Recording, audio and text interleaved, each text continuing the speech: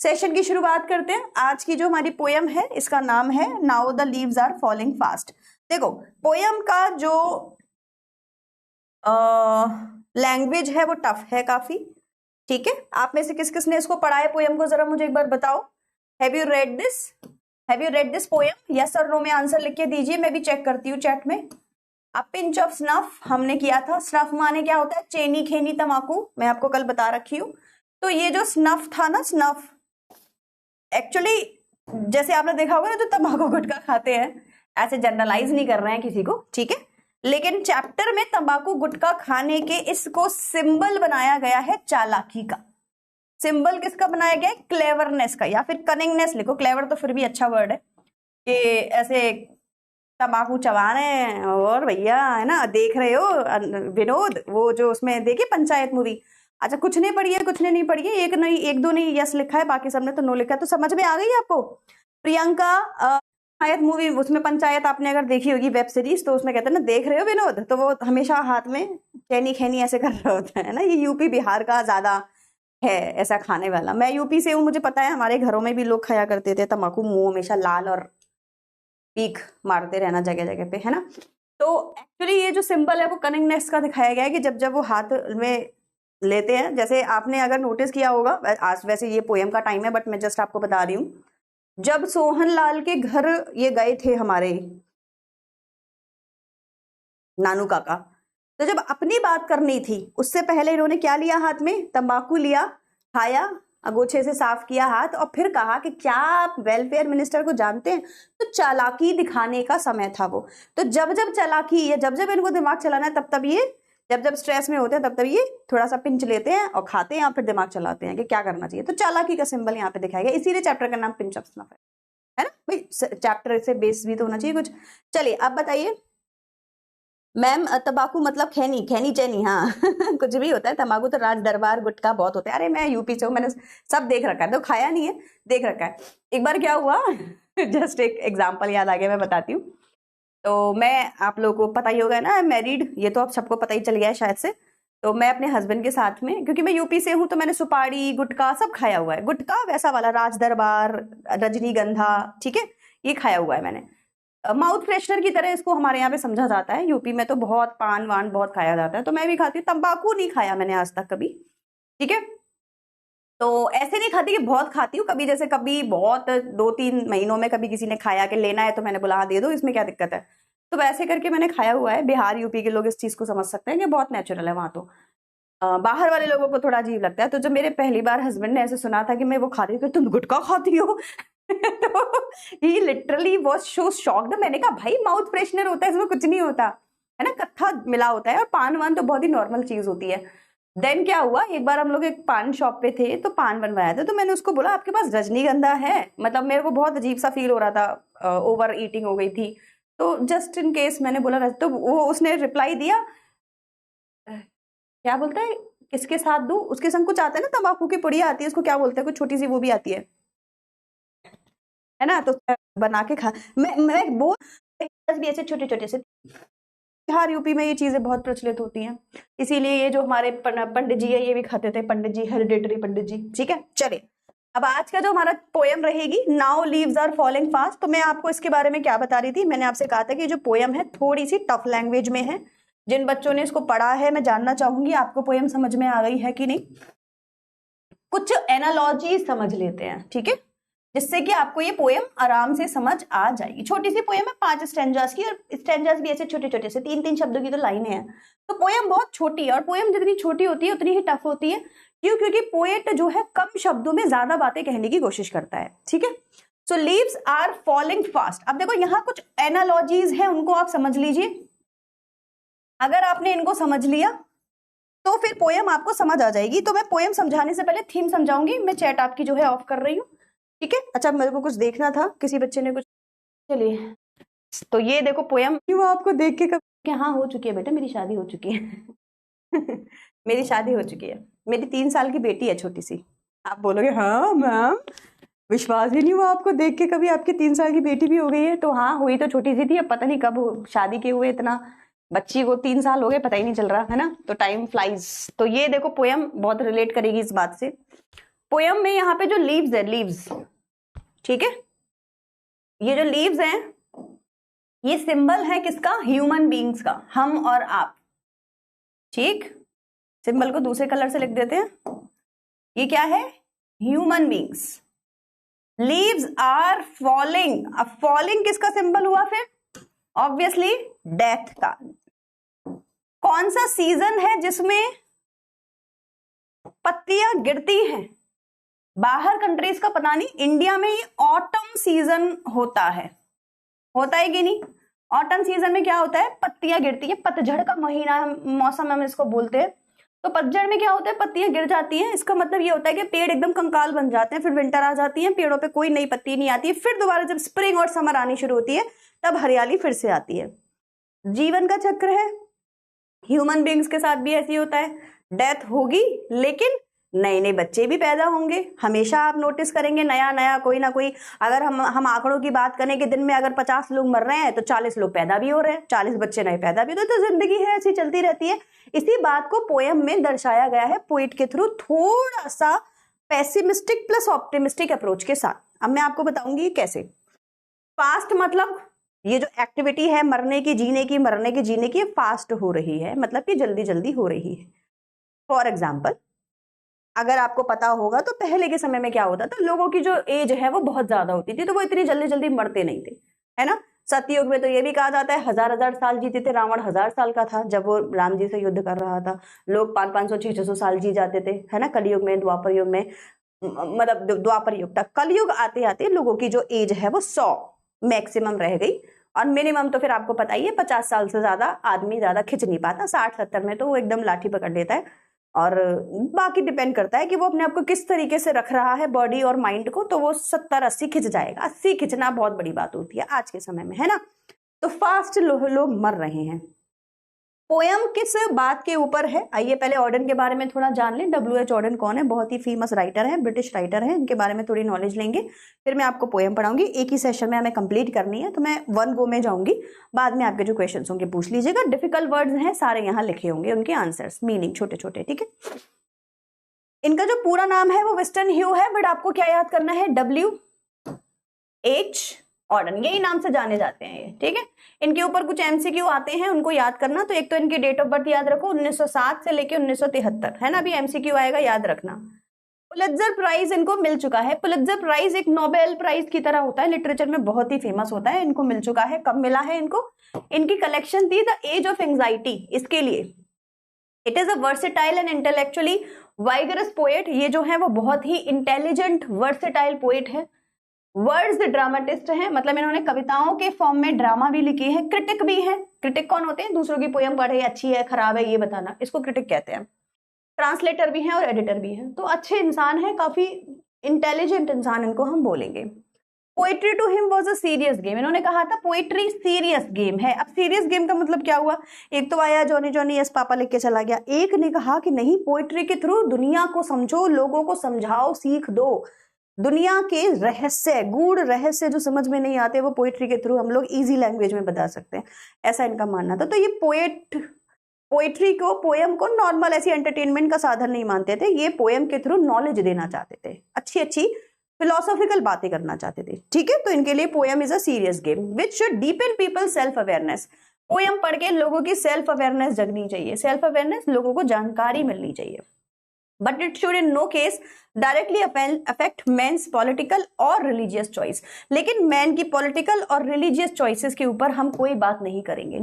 It should not effect, है ना, मतलब पॉलिटिकली रिलीजियस कोई बात नहीं करेंगे, हम सिर्फ फिलोसॉफिकल बात करेंगे, इंसान में नॉलेज आए ये बात करेंगे।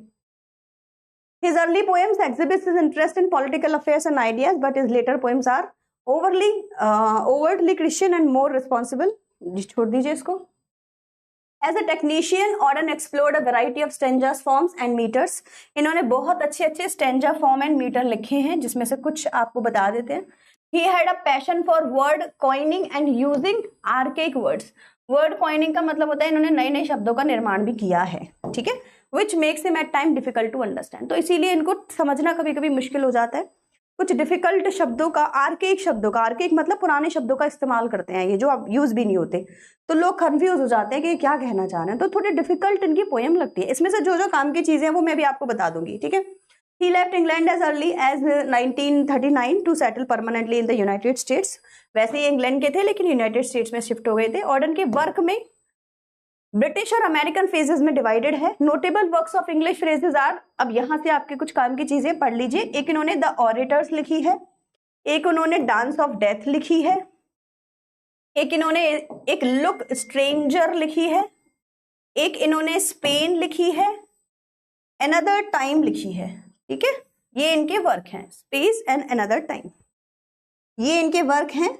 इसमें से 2-3 ऐसे कभी टिक में लगाने को आगे तो आगे, ऐसा कंफ्यूज मत होना कि हाँ, अगर नैरेटर का कोई क्वेश्चन इस तरीके से आता है ना, तो जो बाकी के ऑप्शंस होते हैं ना वो बहुत ही अजीब होते हैं, तो आपको साफ साफ पता चल जाएगा ये ऑर्डन किया है, तो ज्यादा कंफ्यूज मत होना, ठीक। The notable work of American faces are new year letter for the time being, the age of anxiety, ये याद रखो, ये आता है पेपर में, बस जो पेपर में आता है उसको मैं दूसरे कलर से कर देती हूँ। द एज ऑफ एंजाइटी किसकी है? W.H. ओडेन, बस ये याद रखो। शील्ड ऑफ अचाइलस किसकी है? ये भी याद रख लो, अकिलस बोलते हैं, शील्ड ऑफ अकिलस किसकी है? ये भी याद रखो। ये 2 चीजें याद कर लो बस, ऊपर से तो ऐसा कुछ नहीं आएगा, don't worry. So the present lyric, now the leaves are falling fast, intakes the frustration inherited in human life. देखो पहला शब्द frustration, human life की frustration के बारे में बताया गया है। The aspirations that are not fulfilled, हमारी wishes जो fulfill नहीं हुई है उनकी वजह से जो हमारे stress होता है उसके बारे में बताया गया है। loneliness of life के बारे में बताया गया है, हम कितने अकेले फील करते हैं दुनिया में, ठीक है। तो कौन कौन से शब्द थे हमारे पास में?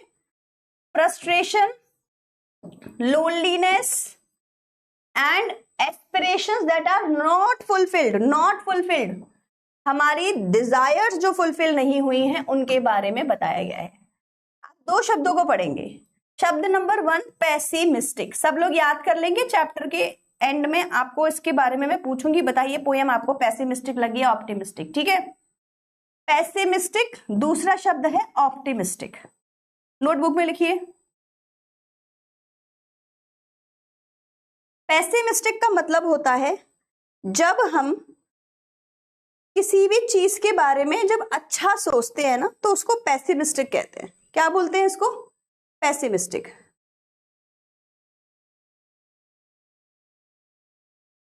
हमारे पास में स्माइली थी ना, उसमें पता नहीं कहाँ गई, चलिए एनीवे। जब हम किसी भी चीज के बारे में सैड हो जाए तो उसको कहेंगे पेसिमिस्टिक, जब हम किसी भी चीज के लिए हैप्पी हो जाए तो उसको हम कहेंगे ऑप्टिमिस्टिक। देखो 2 आपके पास में फिगर है यहाँ पे। जब हम नेगेटिव सोचें हम उसको कहते हैं हमारा दिमाग पेसिमिस्टिक चल रहा है। पोयम में कुछ नेगेटिव सुनने को मिले तो हम कहेंगे बड़ी पेसिमिस्टिक पोयम है। किसी भी चीज में बोले बड़ा पेसिमिस्टिक इंसान है यार, हमेशा नेगेटिव बोलता रहता है। जब वो इंसान अच्छा अच्छा सोचे, अच्छा अच्छा बोले, अच्छा अच्छा कहे, तो हम कहते हैं यार बड़ा ऑप्टिमिस्टिक है, कितना बुरा हो रहा है उसके संग में, लेकिन देखो आशावादी इंसान।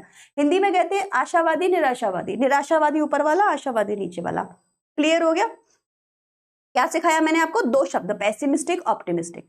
यहां जितने भी शब्द लिखे हैं, not fulfilling desires, frustration, loneliness, किसकी तरफ इशारा कर रहे हैं? पेसिमिस्टिक की तरफ या ऑप्टिमिस्टिक की तरफ? जल्दी से चैट सेक्शन में हर बच्चा बताएगा। लोनलीनेस है ना। अच्छा, अब इसमें मैंने आपसे कहा था कि मैं आपको क्या क्या पता होना चाहिए। सबसे पहले आपको पता होना चाहिए पुलित्जर प्राइज मिला है इनको, किसके लिए मिला है? एज ऑफ एंजाइटी के लिए मिला है। इनकी ईयर क्या है? 1907 से 1973। पोइट्री इनके लिए क्या होता है? Serious game. बस इतना आपको याद रखना है। इसके अलावा इनका एज ऑफ एंजाइटी आपको याद रखना है, दैट्स इट। इसके अलावा आपको इसमें कुछ भी याद नहीं करना है। पोयम अब हमारी शुरू हो जाएगी। तो मैंने आपसे बोला इन शब्दों को देख के आपको क्या लग रहा है? पेसिमिस्टिक। वेरी गुड एवरीवन, बहुत बढ़िया। नॉट ऑप्टिमिस्टिक बट पेसिमिस्टिक, है ना। आशावादी होते तो अच्छी अच्छी बातें करते, लेकिन पोयम पेसिमिस्टिक नहीं है। पोयम पेसिमिस्टिक प्लस ऑप्टिमिस्टिक होगी। कैसे होगी आइए समझते हैं। पोयम की शुरुआत में देखो, ये पहला स्टेंजा, ये दूसरा है, ये तीसरा है, ये चौथा है और ये 5वां है। इतनी आपकी पोयम है। सारे डिफिकल्ट वर्ड साइड में लिखिए। पोयम में जो जिस्ट है पहले मैं आपको समझा देती हूँ। बेसिकली पोएट यहां ये कहना चाहते हैं कि देखो भाई, हम सब मर रहे हैं, हम डेथ की तरफ जा रहे हैं, जो कि जीवन का सत्य है। डेथ इज इनएविटेबल, आपको मुझको सबको मरना है। हमें जो प्रोटेक्ट करते थे वो भी मर रहे हैं। प्रोटेक्ट मतलब हमारे फादर मदर, राइट, जो हमें प्रोटेक्ट कर रहे हैं, जब वो मर गया, फॉर एग्जाम्पल मान लीजिए किसी का दादा दादी पापा मम्मी इस दुनिया में नहीं है, तो आपके मन में क्या आएगा, जब मेरे पापा मम्मी मेरे संग नहीं है तो मेरा तो कौन ही बचा, भगवान ही मालिक है ना। तो यहाँ पे पॉइंट यही बोल रहे हैं कि हमारे प्रोटेक्टर्स ही मर गए तो हम भी मरने वाले हैं। लेकिन इसका मतलब ये नहीं है कि जिंदगी चलेगी नहीं, जिंदगी तो चलती जाएगी, नए जन्म होंगे, नए लोग आएंगे। पर जो मर जाते हैं वो इंसान को ये सिखा रहे हैं कि बेटा ये जो आसपास जाल है ये सब बेकार का जाल है। ये जितने भी लोग दिखावे के लिए तेरे से कह रहे हैं ना हम तेरे दोस्त है, तेरे यार है, कोई दोस्त यार नहीं है। जिस दिन तू मर जाएगा सिर्फ ये तेरे को कंधा देंगे और उसके बाद अपने अपने काम में लग जाएंगे। तो जिंदगी क्या है, यही सच्चाई है जिंदगी की कि कुछ भी सच नहीं है, सब मिथ्या है। बहुत ही फिलोसॉफिकल पोयम है ये। कुछ भी सच नहीं है, सब मिथ्या है, सब झूठ है, कोई किसी का नहीं है। उसके जाने के बाद, तुम्हारे जाने के बाद कोई नहीं रोएगा, कोई परेशान नहीं होगा, जिंदगी ऐसे ही चलती जाएगी। तो क्या करें भाई फिर? तो पोएट कहते हैं ठीक है जिंदगी है, जियो इसको, लेकिन इसके बाद जो डेथ वाला समय होगा उसको ये माउंटेन से कंपेयर करते हैं। बिल्कुल ऐसे कि मान लीजिए आप नीचे खड़े हैं और एक ऊपर माउंटेन है और आपको ऊपर चढ़ के जाना है। तो ऊपर चढ़ के जाने का जो प्रोसेस है वो कैसा होगा, डिफिकल्ट या इजी? डिफिकल्ट। भाई ऊपर चढ़ के जाना है तो ऑब्वियसली डिफिकल्ट होगा। लेकिन जब आप ऊपर चढ़ जाएंगे तो ऊपर एक कौन है, झरना, fountain, water fountain, white colour का, ब्लेसिंग आ रही है ऊपर से। और उस दिन जब आप परमात्मा में लीन हो जाएंगे तब आपको ब्लेसिंग्स मिल जाएंगी और आपके सारे कष्ट दूर हो जाएंगे। तो इतनी भी बुरी जिंदगी नहीं है, ठीक है, जो चल रहा है चल रहा है। तो आपको एक हिंदू माइथोलॉजी बता देती हूँ। हिंदुइज्म में कहा जाता है कि हम मृत्यु लोक में हैं। स्वर्गलोक, नरक और मृत्यु लोक ऐसा होता है ना।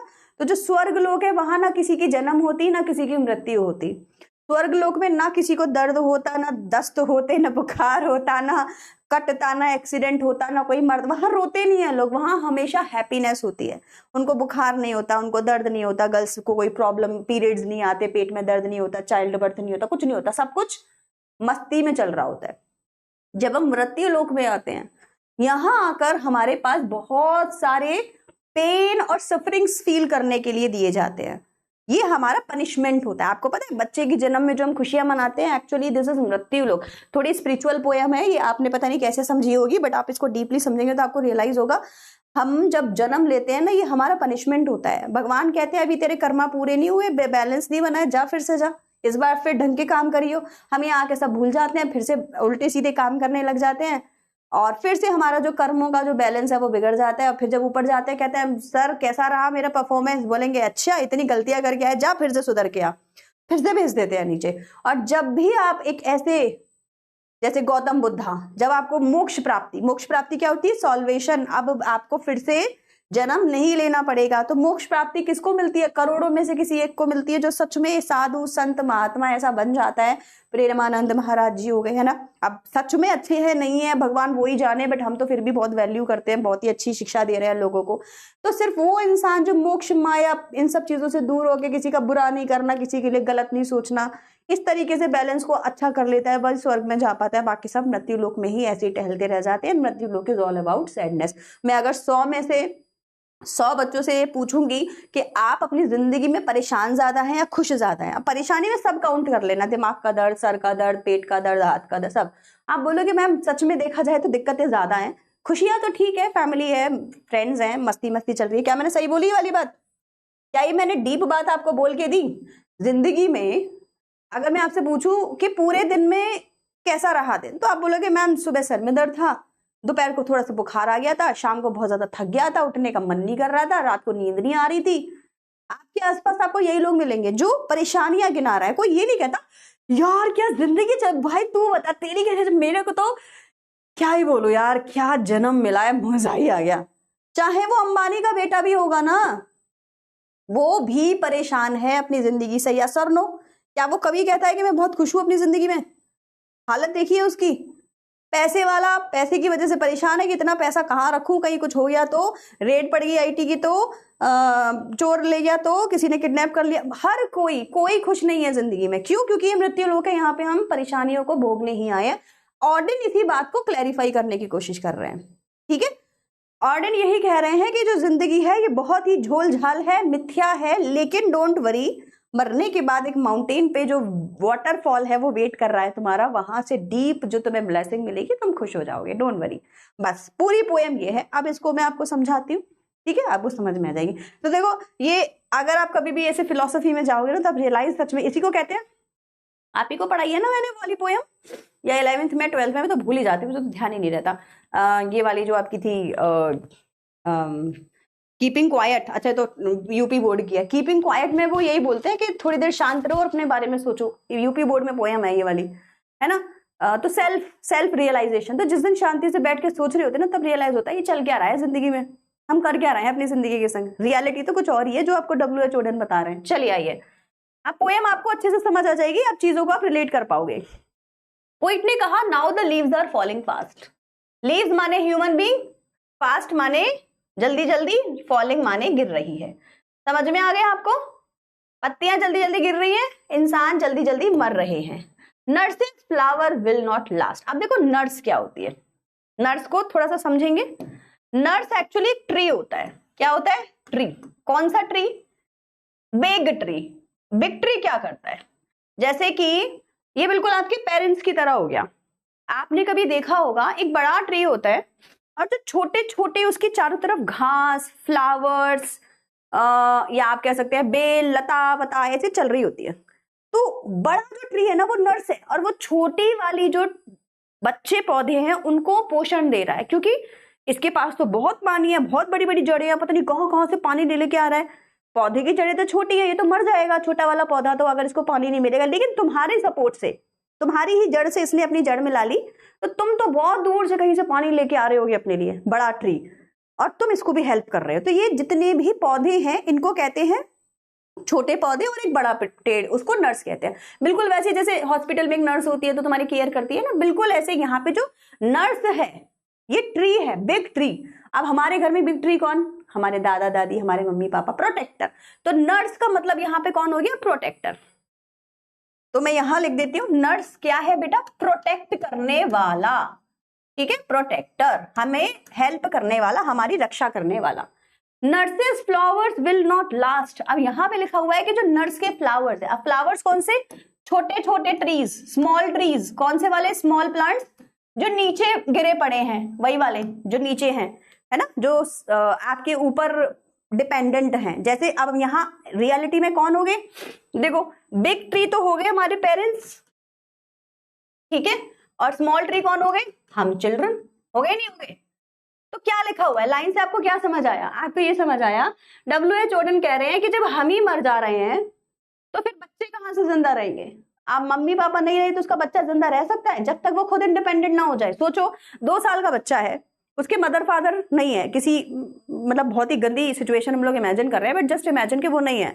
अब बच्चा रोड पे है, जब तक या तो उसको कोई बाहर वाला ट्री आके सपोर्ट करे, अगर कोई सपोर्ट नहीं करेगा तो क्या वो बच्चा जिंदा रह सकता है? नहीं, वो भी खत्म हो जाएगा। क्यों? क्योंकि कोई प्रोटेक्ट करने वाला है नहीं। जब तक वो खुद से खाने पीने का इंतजाम अपना ना कर ले तब तक तो उसका कुछ हो ही नहीं सकता। वो बात अलग है कि कोई और ट्री आके हेल्प करे, और यहाँ पे क्या लिखा हुआ है? कोई भी ट्री है ही नहीं, सारे ट्री मर चुके हैं। नर्स माने बिग ट्री और फ्लावर्स माने स्मॉल ट्री, स्मॉल प्लांट्स, ठीक है। तो क्या लिखा हुआ है? Now the leaves are falling fast, लोग मर रहे हैं। Nurses flowers will not last, अब बच्चे भी जिंदा नहीं रहेंगे। तो कहने का मतलब है ह्यूमैनिटी खत्म होती जा रही है। जब प्रोटेक्टर नहीं बचा तो बच्चा कहां से बचेगा? बच्चा in the sense small plants कहां से बचेंगे, मतलब कि वो लोग कहां से बचेंगे जो किसी की प्रोटेक्शन में रहते हैं। अब यहाँ पे चिल्ड्रन का मैंने एग्जाम्पल लिया है ताकि आपको समझ आ जाए। बेसिकली कहने का मतलब है ना तो बड़े लोग रह गए ना तो छोटे लोग रह गए। Nurses to the graves are gone. ऐसा क्यों हो रहा है? क्योंकि नर्सेज मतलब कि बिग ट्रीज तो ग्रेव में चले गए हैं। ग्रेव माने मर चुके हैं, ग्रेव तो समझ में आता है ना सबको, कब्र। तो जब नर्सेज ही मर गए हैं तो नर्स के फ्लावर कहां से बचेंगे? अब यहाँ नर्स कौन सी वाली? हॉस्पिटल वाली नर्स की बात हो रही है। नर्स माने बड़े लोग, नर्स के फ्लावर माने छोटे लोग। तो पहली लाइन ये है, दूसरी लाइन ये है, मतलब इसको समझने का तरीका ये है। यहाँ ये लिखा है कि नर्सेज ग्रेव में जा चुके हैं, मतलब कि हमारे फादर प्रोटेक्टर ग्रेव में जा चुके हैं, मर चुके हैं, तो फिर हम भी ज्यादा दिनों तक नहीं बचने वाले। And the prams will go rolling on. अब देखो यहाँ कंट्राडिक्टरी दिखाया गया है, इसको कहते हैं कॉन्ट्राडिक्टरी। अब आपको ऐसे आएगा नहीं पेपर में कॉन्ट्राडिक्टरी क्या है, मैं बस आपको समझाने के लिए कह रही हूँ। यहाँ लिखा हुआ है कि प्रैम तो अभी भी रोल ऑन कर रहे हैं, लेकिन प्रेम माने बच्चे का प्रेम, जिसमें बच्चे को झुलाते हैं, मतलब कि पैदा हुआ बच्चा 2 महीने का, 3 महीने का। तो कह रहे हैं कि ये जिंदगी चलती रहेगी, बड़े लोग मरेंगे, फिर हम भी मरेंगे, लेकिन बच्चा तो पैदा हो रहा है। तो अब इसको क्या कहेंगे? इसको कहेंगे जीवन चक्र तो ऐसे ही चलता रहेगा। लोग आएंगे, मरेंगे, लेकिन life will go on. Life will keep on going. Life चलती रहेगी। समझ में आ गया आपको? तो क्या लिखा हुआ है? लोग मर रहे हैं, नर्सेस फ्लावर्स आर गॉन, छोटे बच्चे चले जाएंगे क्योंकि उनके प्रोटेक्टर मर गए। अब छोटे बच्चे से मतलब छोटा बच्चा नहीं है, छोटे से बच्चे से मतलब है वीक लोग। स्ट्रांग लोग मर रहे हैं तो वीक लोग भी मरेंगे, ह्यूमैनिटी खत्म होगी। लेकिन इसका मतलब ये नहीं है कि 0 लोग इंसान रहेंगे धरती पर लोग रहेंगे, बिकॉज नए नए बच्चे भी पैदा हो रहे हैं, ह्यूमैनिटी चलती है। इसी को हम कहते हैं जिंदगी तो ऐसी चलेगी। कभी ऐसा नहीं होगा जब तक विनाश नहीं हो जाएगा, बिल्कुल, है ना, क्या कहते हैं, डूम्सडे, कयामत का दिन, जब तक बिल्कुल प्रलय नहीं आ जाएगी तब तक ऐसा नहीं होगा कि जिंदगी खत्म हो जाएगी। चाहे तुम दिन में 1 लाख लोग मार दो, लेकिन 1 लाख फिर पैदा हो जाएंगे, राइट? तो ये तो ऐसे चलता रहेगा। पहला पैराग्राफ समझ में आ गया स्टैंजा, वेरी गुड। चलिए, whispering neighbours left and right pluck us from the real delight. Pessimistic, ये भी देखो कितना पैसिमिस्टिक पैराग्राफ था कि नहीं? This stanza was very pessimistic. Negativity है हर जगह, बस लास्ट लाइन अच्छी है कि कोई बात नहीं, इसका मतलब ये नहीं है कि साक्ष्य खत्म हो जाएंगे जिंदगी के, जिंदगी तो चलती रहेगी। Last line was very optimistic, बाकी पूरा पैसिमिस्टिक था। यहाँ पे कह रहे हैं विस्परिंग नेबर्स। अब विस्परिंग नेबर्स का मतलब हो गया या तो लोग जिनको तुम जानते हो, या फिर डेथ भी हो सकता है इसका मीनिंग, है ना, डेथ। लेफ्ट और राइट अपने देखो कौन मिलेगा? डेथ के क्या कहते हैं उनको? यमदूत, है ना, मतलब कि वो एंजल्स मिलेंगे जो हमें ले जाने आए हैं डेथ के लिए। Pluck us from the real delight, और हमारी रियल डिलाइट से हमें क्या करते हैं? प्लक कर लेते हैं, तोड़ लेते हैं। रियल डिलाइट माने जॉय। क्या हम में से किसी के पास रियल डिलाइट है? नहीं। इसको आप नेबर्स को क्या कह सकते हैं? अपने जान पहचान के लोग भी कह सकते हैं, कि कहते हैं ना 4 लोग क्या बोलेंगे के चक्कर में कभी जिंदगी में रियल डिलाइट लिया ही नहीं। मेरा तो बहुत मन था, आपकी मम्मी बोलेगी, मेरा तो बहुत मन था, मैं डांस इतना अच्छा कर लेती हूँ, म्यूजिक इतना अच्छा है, मेरे को पियानो बजाना आता है कि मैं काश इंस्टाग्राम पे रील डाल पाती, है ना, लेकिन 4 लोगों के चक्कर में मैंने आज तक अकाउंट ही नहीं खोला। पता नहीं क्या सोच के बोलेंगे कि बताओ, इतनी बच्चे हैं और जो है केयर तो करनी नहीं आती किसी की, और ये इंस्टाग्राम पे रील बना रही है। तो इन 4 लोगों ने मुझे कभी मेरी रील ही नहीं बनाने दी। समाज की बुराइयों के बारे में बताया गया है। 2 तरीके हैं इसको समझने के, एक तो डेथ वाला अप्रोच, कि डेथ जो है आने वाली है और जिंदगी की जो खुशियां हैं वो हमसे छिनने वाली हैं। And active hands must freeze, inactive hand से जो अभी हम सब कर रहे हैं, डेथ के बाद ये क्या होंगे? फ्रीज हो जाएंगे, मतलब कि रुक जाएंगे। Lonely on the separate knees, lonely अकेले होंगे, सेपरेट नीज, इसको इस तरीके से समझिए कि आपकी जानकारी के, अब एक भी कोई बच्चा अपने बारे में सोचेगा और कहेगा कि समझो मैं 95 का हो गया हूं। आप सोचो, जस्ट इमेजिन करो कि तुम 95 ईयर्स के हो गए हो और जो तुम्हारे दोस्त यार हैं, जो तुम्हारे साथ रहते हैं, वो सब मर चुके हैं और तुम 95 के हो, तो तुम लोनली हो? यस। अब सोचो कि तुम अपने दोनों घुटनों पे एक हाथ रख के ऐसे जस्ट बैठे हुए हो और सोच रहे हो कि मेरा नंबर कब लगने वाला है, बस यही रह गया है जिंदगी में देखने को, क्योंकि सब तो कर लिया, शादी कर ली, बच्चे कर लिए, बच्चे अपनी अपनी जिंदगी में सेट है, बस मैं तो वेट कर रहा हूं ऊपर से बुलावा कब आएगा। सो बेसिकली ये पूरा पैराग्राफ स्टैंजा डेथ से रिलेटेड है। यहाँ पे लिखा हुआ है कि भाई डेथ जो है लेफ्ट और राइट हमारे घूमती रहती है, कभी भी हम मर सकते हैं। Pluck us from the real delight, जिंदगी की अच्छी चीजों से कभी भी हमें चुरा के ले जाएगी और हम मर जाएंगे। जो मर जाते हैं उनके एक्टिव हैंड्स एकदम से फ्रीज हो जाते हैं, रुक जाते हैं, क्योंकि अब तो उन हाथों से कुछ नहीं कर सकते, कब्र में लेटे पड़े हैं वो, है ना, लोनली ऑन द सेप। और जो बचे हुए हैं वो भी क्या कर रहे हैं? लोनली है, क्योंकि उनके आसपास के लोग मर गए। पहले लिखा हुआ है लीव्स आर फॉलिंग फास्ट, और नर्सेज मरती जा रही है, बड़े बड़े लोग मरते जा रहे हैं, तो हम मर जाएंगे और लोनली जो है एक जगह पे बैठे होंगे, हाथ पे हाथ रख के, नीज पे हाथ रख के, कि क्या ही करें हम जिंदगी का, मतलब कुछ करने को है ही नहीं, बुढ़ापा दिखाया गया है। दोनों स्टैंजास वेरी वेरी पेसिमिस्टिक। आपको लगेगा भैया बताओ कितना अच्छी खासी जिंदगी चल रही है, मैम पेपर भी देना है, क्या पढ़ा रहे हो ये, है बिल्कुल बुढ़ापे में ले गए, 95 का कर दिया, सब मर गए, क्या चल रहा है।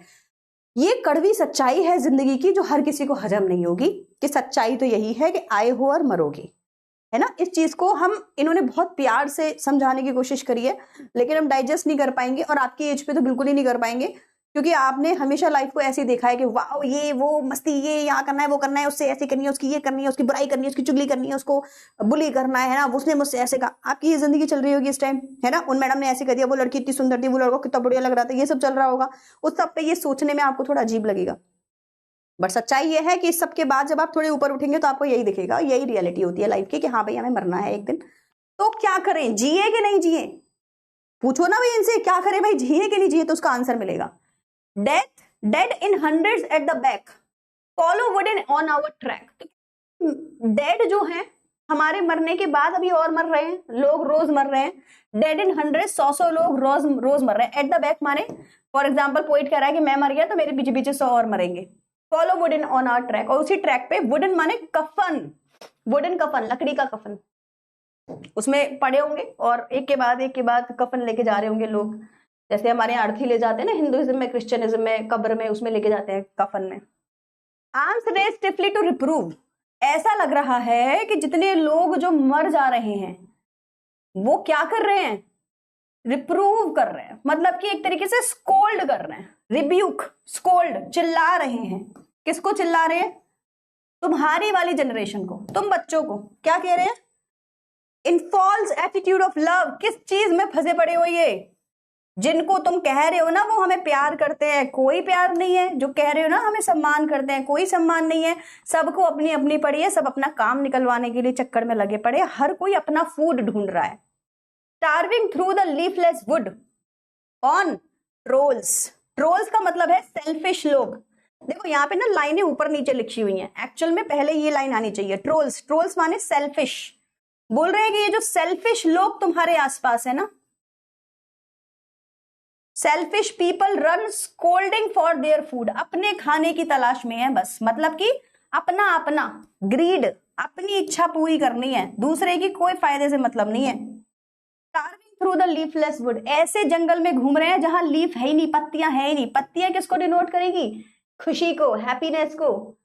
और ऐसे जंगल में ढूंढ रहे हैं खुद का खाना जहां लीफ है ही नहीं, तो मतलब खुद भी ग्रीडी, खुद भी सेल्फिश, और ये दुनिया भी सेल्फिश। इस दुनिया सेल्फिश के अंदर तुम कह रहे हो कि ये मुझे प्यार करता है, फॉल्स एटीट्यूड ऑफ लव है ये, this is not real love. तो ऐसा लगता है कि जो कब्र में लोग जा रहे हैं हमें डांट रहे हैं, आर्म रेज्ड स्टिफली टू रिप्रूव, हमें डांट रहे हैं और बोल रहे हैं। स्टिफ माने होता है हाथ एकदम वैसे हो जाते हैं ना मरने के बाद, किसी का हाथ आपने ऐसा, भगवान ना करे आपको ऐसा कभी करना पड़े, मैं इस चीज को एक्सपीरियंस कर रखी हूँ। आदमी की आंखें खुली हैं तो वो खुली रह जाती है, स्टिफ हो जाती है, मतलब कि एकदम जम जाती है, बंद नहीं कर सकते, हाथ पैर मूव नहीं कर सकते, वो जम जाते हैं, एकदम स्टिफ हो जाते हैं। तो वही वाले हाथ जो स्टिफ हो गए, ऐसा लग रहा है कि हमें चिल्ला चिल्ला के कह रहे हैं कि ओए आंखें खोल, क्या देख रहा है अपने आसपास, कुछ नहीं है, ये सब बकवास है, मिथ्या है, कोई किसी से प्यार नहीं करता, सब ट्रोल्स है, मतलब कि सबके सब सेल्फिश लोग हैं, अपने अपने खाने की तलाश में है इस वुड में जहां पत्ती है भी नहीं खाने के लिए। And the Nightingale is dumb, Nightingale music और हैप्पीनेस को दिखाया गया है यहाँ पर, ना तो म्यूजिक की आवाज आती है ना हैप्पीनेस की आवाज आती है। ये दुनिया जो है वो कैसी होगी, बहुत ही बेकार। ये चरम कलयुग का समय है वैसे, ऐसा आप मान सकते हैं, चरम बिल्कुल एकदम कलयुग में, जब एक दूसरे को खाने को दौड़ रहे हो लोग। आपने कभी कलयुग का अगर डिस्क्रिप्शन पढ़ा होगा कि अंत समय में क्या हो रहा होगा, लोग सड़कों पे लड़ रहे होंगे, नंगे घूम रहे होंगे, एक दूसरे को खा रहे होंगे क्योंकि उनके पास खाना नहीं होगा, सांस नहीं आ रही होगी, पौधे नहीं होंगे, फूल नहीं होंगे, कुछ नहीं होंगे, लीफलेस वुड हो गए होंगे। बिल्कुल उसी चीज को इन्होंने ना एक्सप्लेन किया है यहाँ पर। और ये हिंदू माइथोलॉजी नहीं पढ़े थे तो ये उस बेसिस पे नहीं, अपने बेसिस पे कर रहे हैं, मैं तो कंपैरिजन के बेसिस पे आपको समझा रही हूँ। And the angels will not come, कह रहे हैं कि तुम्हारे लिए कोई एंजल नहीं आएगी जो तुम्हें सपोर्ट करे, मतलब कि good spirits are gone, good spirits gone, कोई गुड स्पिरिट, अच्छी आत्मा आसपास होगी नहीं तुम्हारे, सब बुरी आत्माएं, बुरे लोग ही हैं, क्योंकि किसी ने अच्छा किया ही नहीं तो वो अच्छी आत्मा बनेगी कैसे। ये भी पैराग्राफ पेसिमिस्टिक था, ये भी पैराग्राफ पेसिमिस्टिक था, ये भी पैराग्राफ पेसिमिस्टिक था, बस अब लास्ट पैराग्राफ में थोड़ी होप है, शायद ये हमें कुछ अच्छा बोले। तो ये कहते हैं gold impossible ahead, list the mountains lovely head, कि निराश मत हो, ऐसे मत सोचो कि फिर तो क्यों ही हम इस जिंदगी में आए, है ना, इतनी डिफिकल्टीज क्यों झेल रहे हैं। तो कह रहे हैं लिस्ट मतलब कि देखो, लिस्ट मतलब कि सी करो, देखो वहां पर देयर इज अ माउंटेन, ऊपर तुम्हें एक माउंटेन दिखाई देगा, उसका लवली हेड है जो तुम्हें बुला रहा है, अप्रोच कर रहा है, तुम्हें बुला रहा है, तुम्हें एक तरीके से फॉल कर रहा है और वहां पे क्या है, देखने में वो कोल्ड है, ठंडा ठंडा। जैसे कि इमेजिन करो आपको माउंट कैलाश दिख रहा हो, जाओगे? ठंड है बहुत, इम्पॉसिबल, लग ही नहीं रहा कि कभी चढ़ पाएंगे। मतलब कि कोई चाहकर भी डेथ, ये बिल्कुल वैसा हो गया कि सोचो किसी की जिंदगी बहुत बुरी चल रही है ना, क्या वो कभी अपने मन से डेथ पा सकते हैं? नहीं, लोग पड़े रहते हैं बेड पे सालों 2 सालों, जब तक वो नहीं बुलाएगा तब तक नहीं। तो ये जो जर्नी है डेथ तक की बड़ी डिफिकल्ट होती है। किसी की भी डेथ की जर्नी आसान नहीं होती। हाँ, उन लोगों की आसान होती है जिन्होंने अच्छे कर्मा करे होते हैं, तो उनको एक बार में चुटकी में उठा लेता है भगवान। लेकिन जो डेथ का जो प्रोसेस होता है वो बहुत डिफिकल्ट होता है ना। किसी के एक्सीडेंट से हुई, किसी के दर्द से हुई, कोई जल के मरा, कोई पिट के मरा, कोई दहेज की आग में जल के मरा, है ना, कोई किसी बीमारी की वजह से पड़ा रहा साल भर तक, पॉटी सुसु वही कर रहा है, तब जाके। तो डेथ का प्रोसेस इज वेरी डिफिकल्ट। तो यहाँ पे पोइट कह रहे हैं कि वो जो माउंटेन ऊपर तुम्हें दिखाई दे रहा है बहुत ही डिफिकल्ट है, इम्पॉसिबल है पहुंचना, कोल्ड है, डिफिकल्ट है तुम्हें जो सामने दिख रहा है, लेकिन whose white waterfall could be blessing for you। लेकिन वहां जब तुम ऊपर जाओगे ना फाइनली, तो वहां पे एक वाटरफॉल है व्हाइट कलर का। अब यहाँ पे वाटरफॉल का मतलब क्या हो गया? ठंडा ठंडा पानी, ठंडा ठंडा कूल कूल, है ना। तो कह रहे हैं कि जो वाटरफॉल होगा ना, ये तुम्हारे लिए ब्लेसिंग है बेटा। तो कर लो जिंदगी में जो करना है, मरने के बाद असली सुकून मिलेगा। Travellers in their last distress, तो जितने भी ट्रेवलर्स हैं जो अपने अंतिम समय में डिस्ट्रेस हो रखे हैं, डिस्ट्रेस माने परेशान, सैड, है ना, उन सब के लिए ये सारी लाइनें ना ऐसे पढ़ी जाती है, पहले ये पढ़ो, फिर ये पढ़ो, फिर ये पढ़ो, फिर ये पढ़ो। तो ये लिखा है, travellers in their last distress will remove their sadness when they will see the waterfall, white waterfall at the mountain। in starting it will feel कि impossible है चढ़ना, लेकिन डिफिकल्टी होगी, लेकिन जब एंड में तुम पहुंच जाओगे वहां पे, तब तुम्हें रियलाइज होगा कि सब कुछ बहुत ही वर्थ था, पेनफुल था, लेकिन फाइनली मैं पहुंच गया हूं और अब इस वाटरफॉल की ब्लेसिंग में, मतलब कि सुप्रीम सोल से मिल गया हूं, अब मुझे कुछ और नहीं चाहिए। तो इन्होंने तीनों चारों स्टेंजास में जो डेथ के बारे में बताया है वो रियलिटी ऑफ लाइफ बताई है कि अगर कोई साधु सन्यासी बात करेगा ना, तो वो बिल्कुल ऐसे ही कहेगा। तुम सोचो, प्रेमानंद जी के रूम में बैठे हुए हो, ठीक है, आप उनसे पूछ रहे हो प्रभु क्या करूं, तो वो क्या कहेंगे? बस राम नाम जप कर बेटा, इन सब चीजों में कुछ नहीं रखा। लोग मरते आए हैं, मरते आएंगे, जिनके जन्म होंगे उनके फिर होंगे, वो फिर पाप अपने काटने आएंगे। लेकिन और जो आसपास के लोग हैं, जो डेथ है वो आएगी, तुम्हारे कानों में गूंजेगी, तुमसे कहेगी कि मैं तुम्हें लेने आ रही हूँ। और ये जो जितना भी दिखा रहे हो ना शोशा, जिस दिन मर जाओगे ना, हाथ बिल्कुल फ्रीज हो जाएंगे। और अभी सबसे लड़ रहे हो, मर रहे हो, इससे लड़ उससे लड़, 90 साल के हो जाओगे ना, तब रोओगे अकेले बैठे बैठे कि हाय रे हाय, कोई है ही नहीं बात करने के लिए। तो इसीलिए सबके संग खुशी से रहा करो, हैप्पीनेस के साथ रहा करो। और एक के बाद देखना, मैं मरूंगा फिर और भी लोग मरेंगे, लेकिन मैं तो समझ गया हूं, मैं तुमको भी समझा रहा हूं कि ये सब जो है वो मिथ्या है ना। ये जो तुमसे लोग कहते हैं ना, हम तुम्हारे लिए सोच रहे हैं, तुम्हारी रिस्पेक्ट कर रहे हैं, लड़का अच्छा लग रहा है देखने में, लड़की अच्छी लग रही है देखने में, सब मिथ्या है। क्यों? क्योंकि वो खुद ही लालची हैं और अपनी ग्रीड को पूरा करने के चक्कर में तुम्हारे पास आए हैं, और वो भी ऐसे वुड में, ऐसे जंगल में अपनी तलाश करना है खाने की जहां लीव खुद ही नहीं है। मतलब कि सब कुछ बर्बाद है यहाँ पर जिंदगी में। सो बेटर क्या है, ना तो म्यूजिक है जिंदगी में, है ना तो कोई एंजल है, कोई अच्छी पॉजिटिव एनर्जी है ही नहीं आसपास, तो होगा क्या? कोई बात नहीं, वेट करो मृत्यु का, मृत्यु आएगी, और तब तक राम नाम राधे राधे जपते रहो, ताकि जब मृत्यु आए तो तुम्हारी सारे कष्टों का निवारण हो जाए। तो एक साधु संत की वाणी है ये, बिल्कुल प्रेमानंद जी के एग्जाम्पल से मैंने इसीलिए समझाया कि जो लोग थोड़ा बहुत सुनते होंगे उनको तो वो रियलाइज कर लेंगे। आप जिस भी साधु संत को, जिसको भी मानते होंगे, आप उनके माइंड से सुनोगे तो आपको यही लगेगा कि वो ही आपसे सब चीजें कह रहे हैं, तो आपको बुरी नहीं लगेंगी ये चीजें सुनने में, क्योंकि जब वो कहते हैं तो लगता है हाँ सही बोल रहे हैं। सो बेसिकली यहाँ पे लास्ट लाइन में थोड़ी सी ऑप्टिमिस्टिक पोएम बन जाती है, ताकि हमें ये बताया जाए कि मरने के बाद अच्छा समय तुम्हारा आएगा। अब क्या करें, जिए कि नहीं जिए? तो पोएम आपसे ये नहीं कह रहा है कि बिल्कुल ही खराब है, मरने का वेट करो बैठ के, नहीं, ये बोल रहा है कि अच्छे कर्म करो, ताकि जिंदगी जब आप अपनी काटो, जब अपने बुढ़ापे में यहाँ बैठे होगे, तो ये नहीं सोचोगे कि यार मैं क्या अकेला, 95 ईयर का अकेला, नहीं सोचना, अच्छे अच्छे कर्म किए थे तो बड़ा मजा आया। तो आपको एक पॉजिटिव ह्यूमन बनने के प्रति प्रेरित कर रहा है, ताकि जब आपकी डेथ का समय आए तो उसके बाद आप हैप्पी रहो, ना कि सैड। किसी के ऊपर ज्यादा एक्सपेक्टेशंस रखने की जरूरत नहीं है, किसी से बहुत ज्यादा लगाव रखने की जरूरत नहीं है, बहुत ज्यादा ग्रीड, लालच इकट्ठा करने की जरूरत नहीं है, क्योंकि मृत्यु तो सबकी एक ना एक दिन होनी है। ये आपकी पूरी पोएम है। आप बताओ समझ आई कि नहीं आई? कवियों में तुमने जिंदगी निकाल दी, खुद को तराश लेते, इंस्टाग्राम पे जो डाली थी रिसेंटली, उसमें मैंने, ये आपकी पूरी पोएम है। आप बताओ समझ आई कि नहीं आई? मैंने ना अभी एक पोयम इंस्टाग्राम पे जो डाली थी रिसेंटली, उसमें मैंने, अगर आप में से किसी बच्चे ने सुनी होगी तो आपने सुना होगा, मैंने बोली है, जिंदगी गुजार दी लोगों ने दूसरों की कमियां निकालते निकालते, इतना अगर खुद को तराशा होता तो इंसान बन जाते। है ना, कितनी प्यारी लाइनें हैं कि दूसरों की कमियों में तुमने जिंदगी निकाल दी, खुद को तराश लो, खुद को अच्छा कर लो तो थोड़े कुछ सुकून मिल जाएगा, क्योंकि मरना तो सबको है ही एक दिन। थोड़ी सी इमोशनल है ना, थोड़ी। सो बेसिकली जो समझने वाला बच्चा है उसको सच में समझ आएगी और रियलिटी ऑफ लाइफ तुमको दिखाई देगी।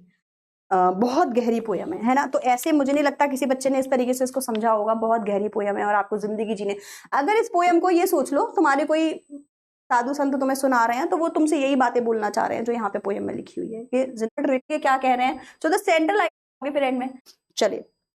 वाह वाह वाह। अब मैंने जो चीजें आपको बोली, इसको एक काम करते हैं, क्या बात है, अब आप लोग की रेटिंग का समय है तो जल्दी से फटाफट रेटिंग कर दो, चलो भूल जाओगे फिर एंड में। अब देखो इसको सेंट्रल आइडिया के थ्रू सुनते हैं, जो जो चीजें हमने सीखी, ठीक है, क्योंकि हमें तो साधु संत तो पेपर में नहीं लिखेंगे, सेंट्रल आइडिया चाहिए हमें, तो समझते हैं कि क्या कह रहे हैं। So the central idea of the poem is that human life is full of loneliness, suffering, unavoidable death. क्या हमने सही लिखा है यहाँ पे? Human life is full of loneliness, हम सब अकेले हैं, बात मानते हैं इस चीज की, हम समझते हैं हम सब अकेले हैं, कोई किसी के संग नहीं है। सफरिंग, हर कोई परेशान है, स्ट्रगल है। अनअवॉइडेबल डेथ, सबकी डेथ होनी है एक दिन, इस चीज को एक्सेप्ट करके रखना है। हमें अपने पापा मम्मी जैसा नहीं बनना है। Yes ma'am, clear, thank you Kumkum. हमें अपने पापा जैसा मम्मी जैसा नहीं बनना है बेटा। उन लोगों को नॉलेज नहीं थी इस चीज की, वो हमेशा सैड रहते थे और हाय वो मर गया, किसी के मरने पर। आपको पता है ब्रह्म कुमारी या बहुत सारे ऐसे अभी संस्थाएं हैं जो कहते हैं कि किसी की डेथ होने के ऊपर मरना नहीं चाहिए। सुकून, 150 स्टार्स, सुकून मनाओ कि वो गया इस मृत्यु लोक से, कहीं कुछ अच्छा करे। लेकिन अब मरने के बाद तुम्हारा क्या होगा वो डिपेंड करेगा कि तुम जिंदगी में क्या कर रहे हो। इसीलिए कहते हैं अच्छा इंसान बनना बहुत जरूरी है। आप पूरे यूट्यूब पे मुझे कभी भी किसी भी कंट्रोवर्सी में फंसते हुए, कभी भी अननेसेसरी का फेम लेते हुए नहीं देखेंगे, क्योंकि मुझे ये सब चाहिए ही। ये जो पोयम आपको मैं पढ़ा रही हूँ, सोचो मैंने कितनी बार पढ़ ली होगी, आप तो पहली बार पढ़े हो, मैं कितनी बार इसको पढ़ चुकी हूँ। और इसके जैसी कितनी मैंने वर्ल्ड लिटरेचर पढ़ी है। तो क्या आपको लगता है ऐसी पोयम्स को पढ़ पढ़ के खुद का दिल नहीं समझ में आता होगा, समझ नहीं आती होगी दुनियादारी क्या है? तो हम समझदार लोग हैं, हमको इन चीजों को उसी तरीके से टैकल करना है। हम अगर लोग पूछते हैं लिटरेचर से क्या होता है, लिटरेचर आपको इंसान बनाता है, मैकेनिज्म आपको मशीन बनाता है। इंसान सो रहा है, जॉब पे जा रहा है, शाम को आ रहा है, कोई इमोशंस नहीं है। लिटरेचर जो ढंग से पढ़ लेता है ना, उसके अंदर इमोशंस इतने कूट कूट के भर जाते हैं। उसका आईक्यू अच्छा हो ना हो, उसका ईक्यू बहुत अच्छा होता है। और 21st सेंचुरी के आगे आने वाली सेंचुरीज में आईक्यू नहीं होगा तो चलेगा, हो मतलब ऐसा नहीं है बिल्कुल ही पागल हो, काम चलाने लायक हो, अपनी रोजी रोटी काट लो, लेकिन इस दिमाग के ऊपर जीत तभी मिलेगी जब ईक्यू अच्छा होगा। इसीलिए आपको पता है गेट जैसे डिफिकल्ट एग्जाम के अंदर इंग्लिश लिटरेचर का एग्जाम भी होता है। आप में से कितने लोगों को पता है इंग्लिश लिटरेचर में गेट कर सकते हैं? GATE, GATE. कौन सा वाला? जिसमें इंजीनियरिंग के एग्जाम्स होते हैं भाई साहब। पागल लोग थोड़े होंगे जो गेट करा रहे हैं लिटरेचर में, क्योंकि वो जानते हैं कि इमोशनली भी स्ट्रांग बनना बहुत जरूरी है। तो ये इतना इंपॉर्टेंट होता है लिटरेचर। तो सोचो ऐसी चीजें जब मैं 1000 बार पढ़ चुकी होंगी तो मेरे नॉलेज में क्या आएगा कि इंसान अच्छा बनना बहुत जरूरी है। क्यों? क्योंकि कर्मों का हिसाब जब होगा, और ऑर्डन बहुत इंपॉर्टेंट राइटर हैं, है ना, 100 राइटर्स में से इनको अगर आप 50 में से भी देखोगे ना, तो ये 50 राइटर्स में, पूरी दुनिया के राइटर्स मिला के 50 में आएंगे ये। तो ऐसी वैसी बात तो नहीं लिख रहे होंगे, कुछ समझदारी की बातें लिख रहे होंगे। लोनलीनेस, सफरिंग और अनअवॉइडेबल डेथ है। Auden uses falling leaves as a symbol of ageing and dying, है ना। फॉलिंग लीव्स का मतलब क्या हो गया? सिंबल है किस चीज का? एजिंग, बूढ़ा होना, और डाइंग, मर जाना। People grow old, their caregivers are gone. भाई जो लोग ओल्ड हो गए हैं तो उनके केयर गिवर्स मतलब कि उनके प्रोटेक्टर्स तो मर ही गए। उनके मम्मी, तुम्हारे दादा दादी के मम्मी पापा कहाँ ही जिंदा है अब। जॉय फेड्स, खुशियां जिंदगी की तबाह हो जाती है बुढ़ापे में, कहते हैं ना अब तो कुछ बचा ही नहीं। बिकम्स आइसोलेटेड, अकेले, आइसोलेट माने अकेले हो जाना, अकेले हो जाते हैं जिंदगी में। Societies false love and empty promises offer no real comfort. Society में क्या है भैया? लव है, हाँ है, लेकिन कैसा? फॉल्स। लोग प्रॉमिस करते हैं, हाँ करते हैं, लेकिन कैसे? एम्प्टी। और इनसे समझ आ जाता है कि यहाँ तो कंफर्ट है ही नहीं। बुढ़ापे में समझ आती है ये चीज। आपको अभी मैंने बोला ना, आपको अभी समझ नहीं आएगी। अपने दादा दादी को जब इसका एक्सप्लेनेशन पढ़ाओगे तो दादी दादी कहेंगे बेटा बिल्कुल सही लिखा है ऑर्डन ने, सच्चाई तो यही थी, पूरी जिंदगी काट ली और अब रियलाइज हुआ कि कोई किसी का नहीं था, कोई सगा नहीं था, कोई हमारा नहीं था, किसी के प्रॉमिस सच्चे नहीं थे, हम जिंदगी में अकेले आए थे और अकेले जाएंगे। Life is filled with hardship, जिंदगी में क्या है, डिफिकल्टी है। लाइक ट्रोल्स माने की ग्रीडी पीपल सर्चिंग, ट्रोल्स माने ग्रीडी पीपल, गंदे लोग, सेल्फिश लोग, searching for food in a bare forest, ऐसे फॉरेस्ट में खाना ढूंढ रहे हैं जहां खाना है ही नहीं। तो तुम ग्रीडी लोग ऐसी जगह पे अपनी तलाश कर रहे हैं अपने फायदे की, जो फायदा हो ही नहीं सकता है इनको, क्योंकि कोई फायदा करने लायक कोई चीज ही नहीं बची है। Nightingale is a symbol of hope and beauty, Nightingale, hope खत्म, ब्यूटी खत्म, म्यूजिक खत्म, रिदम खत्म, जॉय खत्म, जिंदगी का सब कुछ साइलेंट हो चुका है। Yet at the end a waterfall on a cold mountain में ऑफर पीस एंड, लेकिन अगर किसी को चाहिए मुक्ति, शांति, वेट करो उस वाटरफॉल के आने का जो तुम्हें ब्लेसिंग्स देगा। Those meaning death, life moves on regardless, लेकिन इस सब के बाद भी लाइफ तो चलती रहेगी। Prams are will keep rolling on, prams माने बच्चों के, छोटे बच्चों के जन्म होते रहेंगे, लाइफ ऐसी चलती रहेगी, ये खत्म नहीं होगी कयामत के दिन तक। आगे समझ में? बहुत बढ़िया। चलिए अब आपका क्वेश्चंस एक बार देख लीजिए। What does the poet mean by now the leaves are falling fast, aging and death? अब तो आपके सारे क्लियर हो जाएंगे answer. Which word in the second stanza suggest death? Freeze, loneliness. How do we complete our last journey to the grave? Coffin में जाएंगे, wooden कफिन में, ठीक है, स्टिफ हो जाएंगे हमारी बॉडी, लाइफलेस हो जाएंगे हम, एक दूसरे को फॉलो कर रहे होंगे कफिन, एक के पीछे एक। Trolls, what do trolls in the leafless do? क्या करते हैं वो? स्कोल्ड करते हैं और सर्च करते हैं अपने खाने की। स्कोल्डिंग इज बेसिकली सर्चिंग, अपने खाने की तलाश, मतलब कि दूसरे शिकार का वेट कर रहे होते हैं। Who are the travelers and how will they be blessed? Travelers कौन है? मरने वाले लोग जिनकी डेथ आने वाली हो, people nearing death। कैसे ब्लेस होंगे? डिफिकल्ट तो है, माउंटेन चढ़ना पड़ेगा, लेकिन जब ऊपर पहुंच जाएंगे तो वहां क्या है? वाटरफॉल है।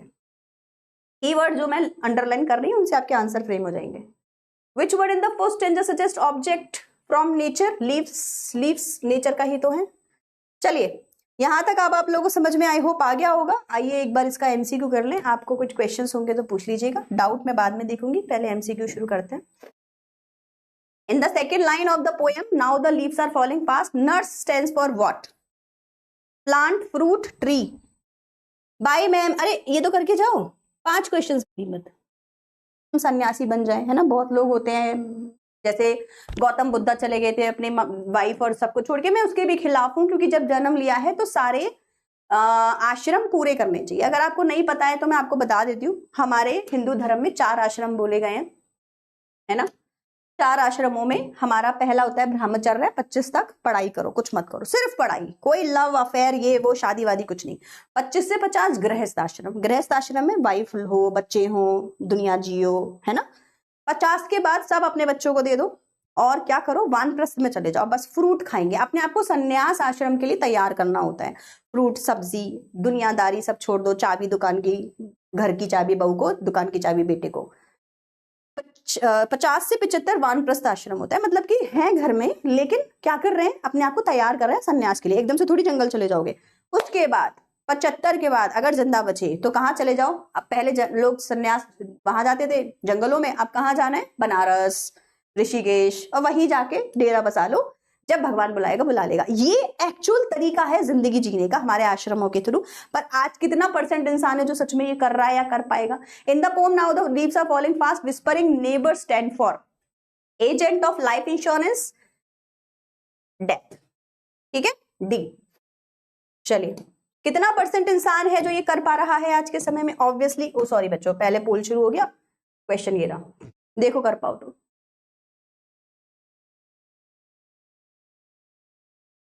ओहो, ये तो आप कर भी नहीं पाओगे, तो इसको छोड़, वैसे तो खैर चलो कर ही लोगे। ट्रोल्स जो है ये हमारी इंडियन स्टोरी है तो उसी के ऊपर लिखा हो, ठीक है। चलिए मैम मुझे तो माउंटेन जाना है अकेले। अच्छा, अरे बढ़िया, मजा आता है खूब, ऐसे लगता है, पता है सच बता रही हूँ, मैं ट्रिउंड गई थी। Triund is a mountain trekking, है ना, उधर है डलहौजी से भी ऊपर।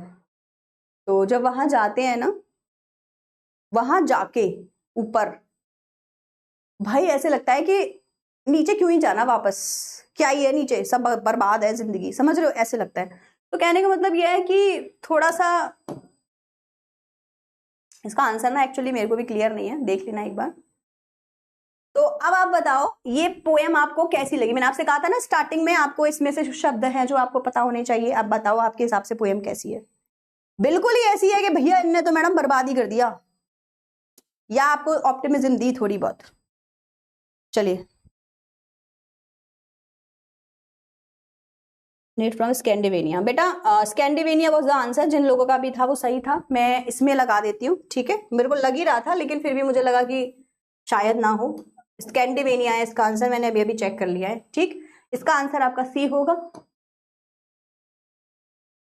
बेटा पेसिमिस्टिक नहीं बोलेंगे, पेसिमिस्टिक कम ऑप्टिमिस्टिक बोलेंगे, क्योंकि आपको बाद में ऑप्टिमिस्टिक कर दिया गया है, ठीक है। लास्ट क्वेश्चन, चलिए अब आपके डाउट्स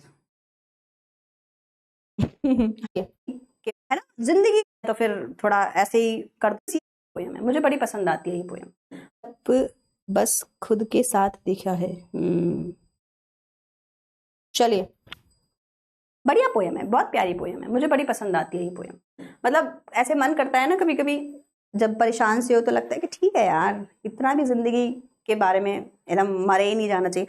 आप सोचो ये, ठीक है, और एक हमारा नीट निकालना है, जेई निकालना है की जिंदगी, कितनी कंट्रास्ट है आपस में, है ना। जिंदगी का सारा मकसद ही बस यही बना दिया है। तो ये क्या है, कमर्शियलाइजेशन है, बस अपने अपने बिजनेस हैं लोगों के जो उनको चलाने हैं, तो कुछ नहीं है तो फिर थोड़ा ऐसे ही कर दो। बट एक्चुअल में अगर आप देखोगे तो इतनी भी ज्यादा हाई तौबा मचाने की जिंदगी में जरूरत नहीं होती। थोड़े से हैप्पीनेस के साथ, थोड़ी सी खुशियों के साथ, अपनी डिजायर्स को पूरा करने के साथ जिंदगी जी जा सकती है। लेकिन इसी को आप अगर कमर्शियलाइज कर दोगे तो भाई अच्छा खासा इंसान। अब मैंने ना ये चीज कहीं पढ़ी थी, मैं आपको बताती हूँ। दुनिया के बेस्ट ऑफ बेस्ट माइंड्स आज के समय में पता है क्या कर रहे हैं या किस चीज में लगे हुए हैं, जानते हैं आप? बाय बच्चों, दुनिया के best IITians, engineer minds, high IQ level mind जो बड़ी बड़ी जॉब्स में हैं, जो इंस्टाग्राम, फेसबुक, गूगल, एआई, जो भी कुछ जॉब में है और जिन जो काम कर रहे हैं कंप्यूटर के ऊपर, मालूम है उनका टारगेट क्या है? उनका टारगेट हम जैसे लोग हैं कि कैसे हमारा समय चुराया जाए, कैसे हमें मेंटली वीक किया जाए, कैसे हमें जाल में फंसाया जाए, कैसे हमें इमोशनली मैनिपुलेट कर दिया जाए कि हम बोले हो और इस जिंदगी की सच्चाई से हम दूर होते चले जाएं। आपको बात समझ में आ रही है? दुनिया के बेस्ट माइंड्स क्यों? क्योंकि भाई बड़े बड़े नंबर बिजनेस एनालिस्ट बने हैं, क्रैक किए हैं एग्जाम्स, तो बेस्ट माइंड्स हुए ना। आप सोचो तुम्हारा दिमाग जो चलता भी नहीं है और उनका दिमाग जो इतना चलता है, कौन जीतेगा? कौन जीतेगा? लीडर बोर्ड का टॉपर आने वाला था, देख लो, मैंने कब मना किया, लो देखो रिजल्ट कहाँ है इसका, ये लो देखो टॉपर। है कि हम कब मैनिपुलेट होते जा रहे हैं, कहने का मतलब ये है हमें रियलाइज ही नहीं होता कि हम कब मैनिपुलेट होते जा रहे हैं। दुनिया के स्मार्टेस्ट माइंड्स हमारे साथ, हम उनका टारगेट हैं। तो हमारा तो इतना छोटा सा दिमाग है, थोड़ा बहुत चल रहा है, किसी का तो बिल्कुल ही नहीं चल रहा। हम कितनी इजीली बेवकूफ बन रहे होंगे, कितनी इजीली उनके टैक्टिक्स में फंस जा रहे होंगे, हमें खुद नहीं पता। तो इतना सोचना, इतना इस पोयम में जितनी चीजें लिखी गई हैं, इतनी लेवल तक सोचने की तो हमारी औकात है। उसमें से कुछ लोग निकल कर आ जाते हैं, कोई साधु संत बड़ा, जो हमें समझाने की कोशिश कर रहा है जिंदगी के बारे में, है ना, क्या सच है क्या झूठ है। तो कहाँ इतने बड़े बड़े माइंड्स, इतनी टेक्नोलॉजी, कहाँ ये गली कूचों में गाँव में रहने वाले साधु संत, कौन जीतेगा? कौन जीतेगा? अब ये सब डिपेंड करेगा तुम्हारी किस्मत पर कि तुम किस राह पे चलोगे, किस जगह जाओगे, किस तरीके से अपने दिमाग को शांत करोगे। क्योंकि बड़े से बड़ा पढ़ा लिखा इंसान जो बहुत करोड़ों में खेल रहा है ना दिमाग से, वो भी खुश नहीं है। तो बात सारी है अपने ईक्यू लेवल को बढ़ाने की, ठीक है। चलिए बच्चों के डाउट चेक कर लेते हैं। आज की क्लास हमारी खत्म, बाकी के बच्चे जा सकते हैं। मैम आपकी पॉइंट से स्कैंडिनेविया दिया है,